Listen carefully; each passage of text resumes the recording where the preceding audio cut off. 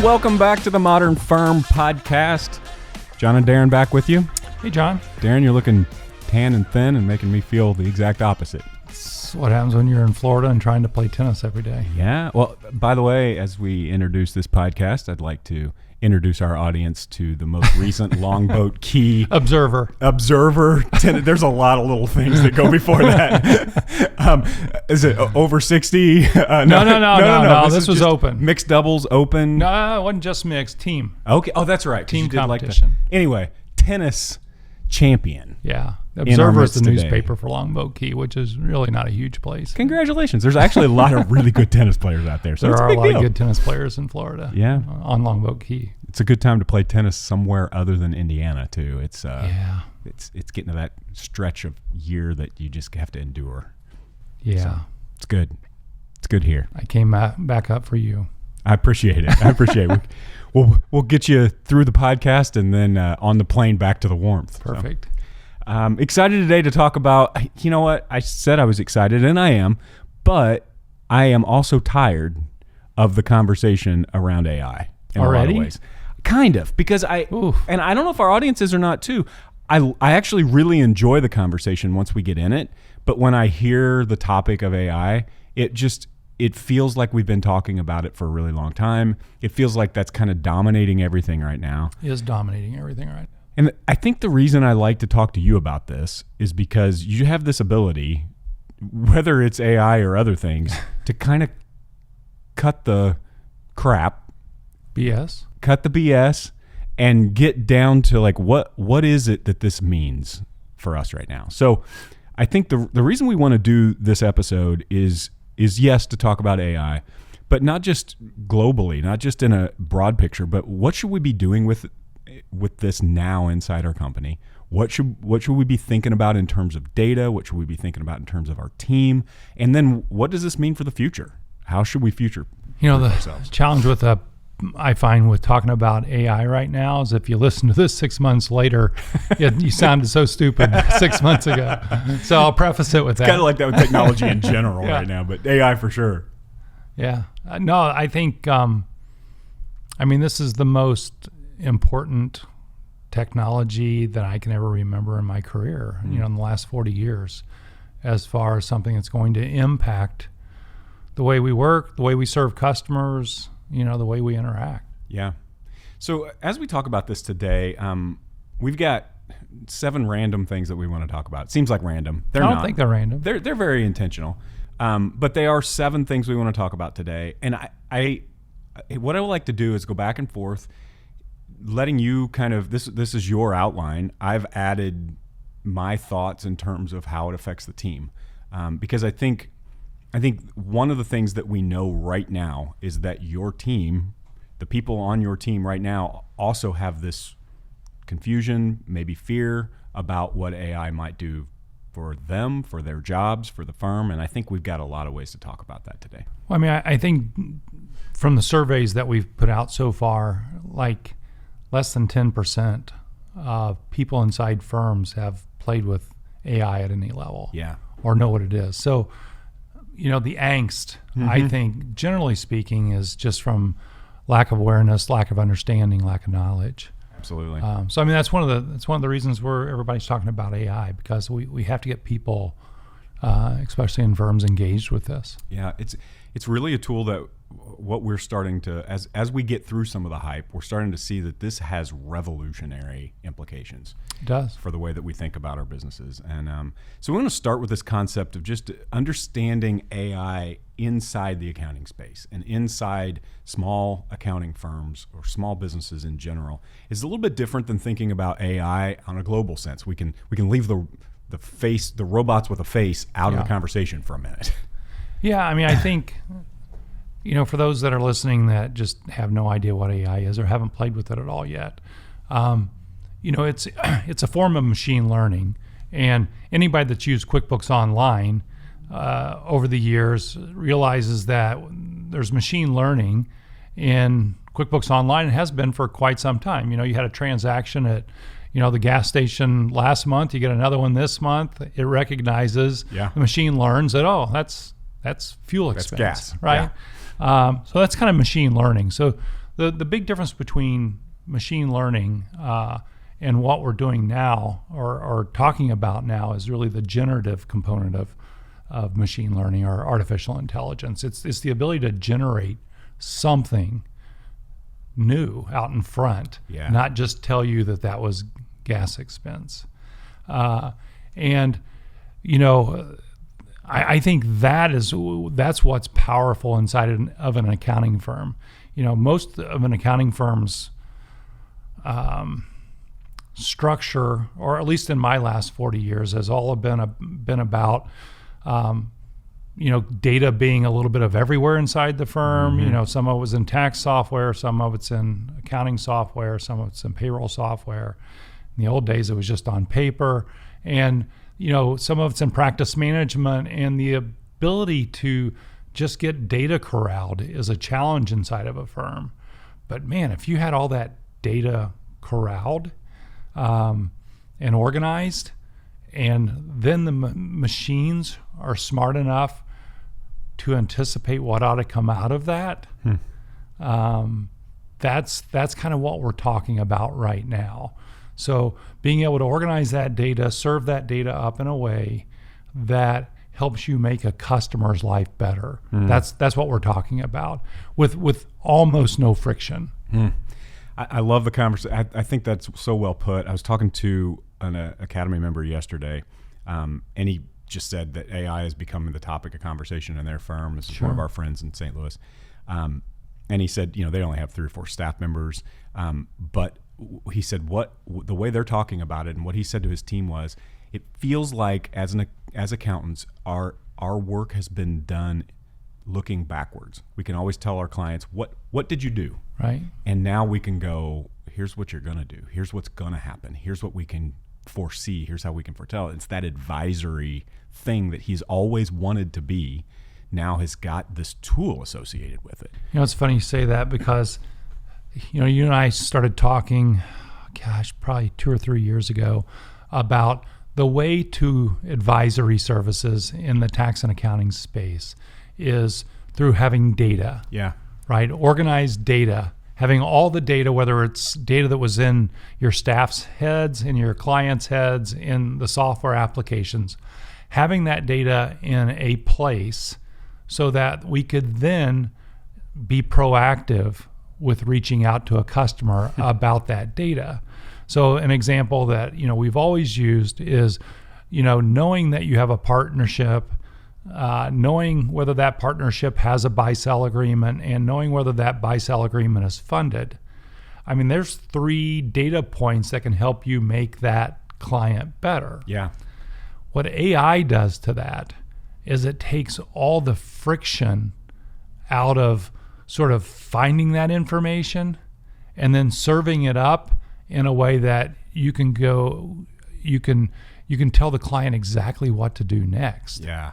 So all that friction comes out of the process. And I think that's where the power, at least in the immediate term, really lies in leveraging AI in an accounting firm. I know it kind of sounds cheesy, but as you were saying that, I kind of got this little cold chill of like, I love what that means for an employee in your firm. Yeah. That now they feel empowered to be more than just a detailed receipt of your transactions. Yeah. That they are the expert that they want to be, and that elevates them in a real way.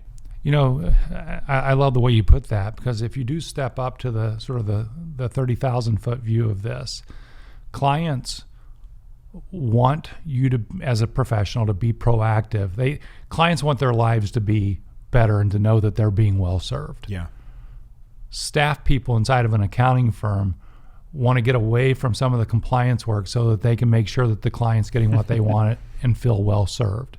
I think we are at a point in time with this kind of technology where that can all happen. Yeah. I'm hoping that conversation is an argument for anybody who might be listening to this going, yeah, I'm not convinced that I need to be paying attention, to realize that you need to be paying attention. There's things that firms need to be getting ready for now to take advantage of this, because there are going to be a lot of firms that get this, that take advantage of it, and that create a much better customer experience, much happier customers, better staff as a result of leveraging these tools. So if you're not going to pay attention, you're going to get behind faster than you're already getting behind. Yeah, absolutely. Well, let's just jump into some of those things. So Okay. the first one on my list, and these aren't in any order, but I think they're all kind of equally important. The first one is about your current technology. Making sure that AI makes sense within your current tech stack is kind of a great first step. Well, I think, as you look inside of an accounting firm today, technology is kind of, I would say, a little bit all over the place. I mean, we know that the average firm out there is probably using 25 different technologies today. Several of those technologies are point solutions. They're not super well integrated between the different technologies. And so AI is going to be powered in most respects by data. Yeah. If your data is all over the place, meaning your tech stack is kind of all over the place, it's going to be harder for you to leverage AI to its fullest. Now, I would say what I'm seeing as it relates to AI and technology in the tax and accounting space right now is really mostly supportive. I mean, it's like having an assistant. Yeah. That a staff person can use, but it's not like there's one data set and there's one AI component and it's serving everything up. The way it's sort of organized, at least the way I'm seeing it organized today, is, so let's take, for example, QuickBooks Online. There's a data set that's a general ledger. Intuit's going to create a tool, which they have, called Intuit Assist, that's going to look inside of that QBO file, and it's going to serve up information to the professional and maybe to the SMB to make their lives, or to provide more information for them to make their lives better. Let's assume that a firm's using ADP Run for partners as their payroll software. Again, ADP has this super rich data set. They pay 1 out of every 6 people in the country, right? So there's this really rich data set as to when did somebody become an employee, what kind of benefits do they get, maybe how satisfied are they with their job, things like that. So there's this rich data set, and ADP is going to come along with some AI that's going to look inside of their data set and serve up information back to the firm. So far we've talked about 2 different AI components. Microsoft Office 365 is going to have a co-pilot inside, whether you call it an assist feature or a co-pilot. Those are just, I think, just It's a little confusing. Yeah, right they're now. just descriptions of how AI is going to work inside those platforms. Yeah. So I don't see that there's going to be, one AI component inside of an accounting firm. You're going to leverage AI in each of the tools that you pick. Now, ideally, you want to be as smart as you can on picking the right tools and the least amount of tools. So AI is leveraging the most amount of data, in sort of in a limited tool set. Does that make sense? Yeah, it does. I mean, the idea of a seamless integration and seamlessly using those things, I think, is or at least as much as possible. Yeah, I think as much as possible. I mean, You're going to have seams, but yeah, I think there's going to be some seams still, but the fewer the better. yeah, that reducing the amount of friction. Yeah. Thinking about a firm having 20 some different pieces of software and all the logins that are supposed to be managed with that and all of that. Yeah. There's just so much friction and there's so much administrative garbage that has gone on. For sure. This is an opportunity to see all of your data as one thing. And I think that's the goal, is so that AI can address all of it at once. I don't think data, based on the way the tax and accounting space is right now, is going to be in a single database Anytime soon. right? Yeah. So your tax software is going to have its tax data, payroll, it's going to have payroll, QuickBooks is going to have QuickBooks, your practice management is going to have practice management over here. So I don't see right now all of those data sets coming together. But I do see generative AI having a component of each of those different pieces. Now, kind of on a different topic, a little different than AI, is the concept of making sure all of your tools are in one space, in one place that you go to. So today, you may be launching a browser-based app for QBO. You may have to log into a server somewhere to launch your tax software because you're using Lacert or UltraTax, which different are not passwords, different 2FAs, different passwords all over the place, things like that. So, aside from crafting your tech stack, you've got this concept of taking that tech stack and putting it all in one space. Now, so happens at Rightworks, we have a product called One Space. And the idea there is that is where your staff person goes and works on all the tools for your firm so that you can provision those tools for your staff. From a firm perspective, you can have a single sign-in to all those apps. So when somebody gets onboarded, in your firm, they get one login coming in, disconnected going out, things like that. So I think those are two different concepts, but both incredibly important as you think about how you're going to organize your tech stack inside your firm. Yeah, I think what it all boils down to as we think about that is that organizing your data is going to drive the way you use AI. It really is the heart of that.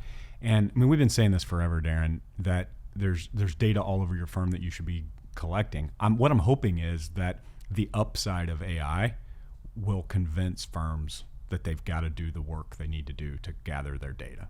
Well, I think firms, I certainly didn't realize this until a few years ago, that probably one of the best assets besides my client base and my team inside my firm is my data set. Yeah. Right? I never really viewed that or saw that as just such a big asset. We should be adding that to our list of your firm's most valuable things. I mean, it's way up there true. now. When you look at a company like ADP, they already know that their data. Oh yeah. I mean, they haven't always known that. They used to think it was probably producing paychecks. Wasn't it automated data processing? Isn't that what it was originally for? It was always designing for people. Yeah. Yeah. So it was data driven. Yeah. But I mean, they've known that data. Intuit's known that data is one of their most valuable assets for a while. So I think inside of a firm, we have to start getting our head around our data is one of our best assets. We need to figure out how to organize that data and have a data plan inside the firm. It's great stuff. Well, let's talk about the tools just a little bit. There's some confusion around it. In fact, just for this podcast, because I was still confused about Copilot from Microsoft, I sent a note to Roman Kepchek, who is my guru. He is, man. If you haven't heard of Roman works with Rightworks. In fact, he's got a webinar coming up shortly after this podcast releases that will give you much better detailed information than Darren and I are going to give you about Copilot specifically and some of the exact tools are coming out. But I think this is where, if you're a leader in the firm, this is where you got to take charge. You got to stop and go, okay, I need to learn about these specific tools, and I need to make sure I vet what we're using, why we're using it, and how we're using it with our team. If we're talking about tools, man, this feels like post-busy season this year. You need a sheet of paper inside your firm, and you write down all the tools that your firm is currently big whiteboard leveraging. Whiteboard would be fantastic.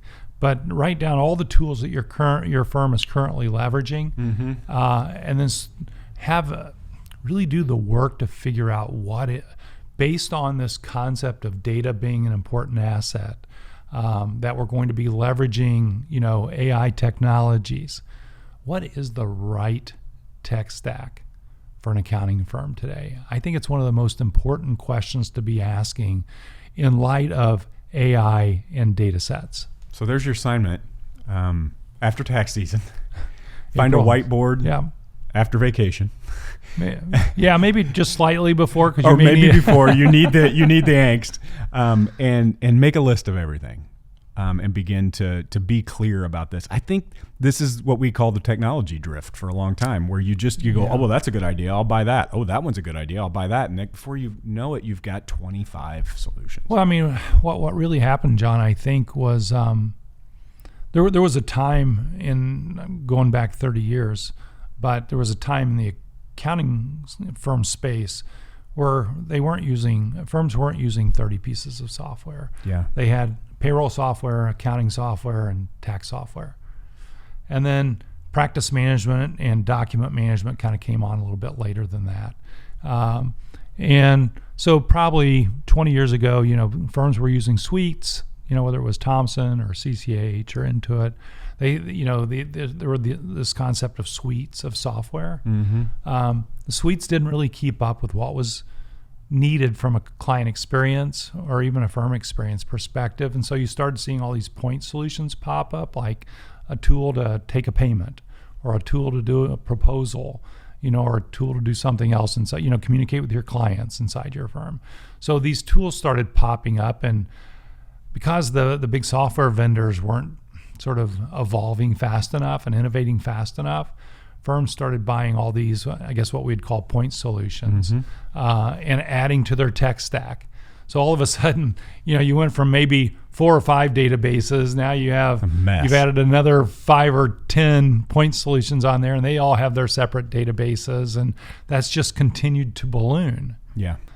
We're at a point now where a lot of those point solutions are now becoming features in more modern firm management tools, software tools.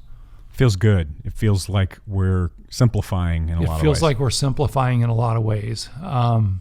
But, firms are as busy as they can possibly be, especially right now. But I think more than just during busy season, I think overall firms are as busy as they can possibly be. And managing change in a firm is not easy. Picking the right solutions oftentimes is scary and not easy. But the risk of sort of missing this in 24 and not doing this work, not figuring out your tech stack, not figuring out your data strategy, not learning AI, I think the risk of not doing that in 24 is significant for the long term of your firm. Not just viability, because you're still going to be busy. Yeah. But what's going to happen is if you're not leveraging modern tools like AI and stuff, clients are going to get a little more frustrated. Mm-hmm. Staff is going to get a little bit more frustrated. It's just going to get harder to run your firm, I think. I think that's really realistic. You know how I am with analogies. It all reminds me, as you think about how you approach AI in your firm, I've been having all these weird, 50-year-old pains. I'm almost 50. And I'm having these things that you've been telling me about for a while now, that if you don't take care of yourself, you wake up and this is sore and that's sore. I got a friend who's a PT, and, poor guy. I'm like, my elbow and my knee and all these things. And he looks at me and he goes, John, you don't need to say anything more. I can already tell you something that would really help everything that you have in your body right now. Stop whining. Stop whining. That's not what he told me, but that's probably what I was thinking. He goes, it's your posture. Just that problem too. And I went, uh-oh. And immediately, and I realized my back, and I've done it a couple times during this podcast. And I was thinking as you were talking, the biggest problem with firms and their AI, their conversation around AI, is their posture. It's where everything starts. It's how you approach this thing. Yeah. If you talk to your firm, especially as a leader, you talk to your team as though everything's going to change and the world's going crazy and the robots are going to take over and you're going to lose your job and who knows, then everything becomes harder. But if you start with your posture and you start with your team's posture, that we are only going to do things that move us forward, that take away our friction and our clients' friction, that's the way you approach the change in the future when it comes to AI. Yeah, you think about the barriers for a firm right now is they're super busy. Yeah. They're taking on more clients than they can probably handle because the phone's ringing, because the number of accounting practitioners out there seems to be declining to some degree. So they're as busy as they can possibly be, and change is hard. Change is hard. So those two things are going to make it so it's you're going to have to work at this. Don't miss and it. Your posture, I think you're right, John. I think the posture that you take as you think about this, though, this is not about replacing people. Certainly not right now. This is about, getting the assistance that you need from technology to do your job way better and make your client experience better. It's a great way to end the pod. Thanks for listening today. Join us next time on the Modern Firm Podcast. Who knows what we'll be talking about, Darren? Right. See you then. AI. Probably then.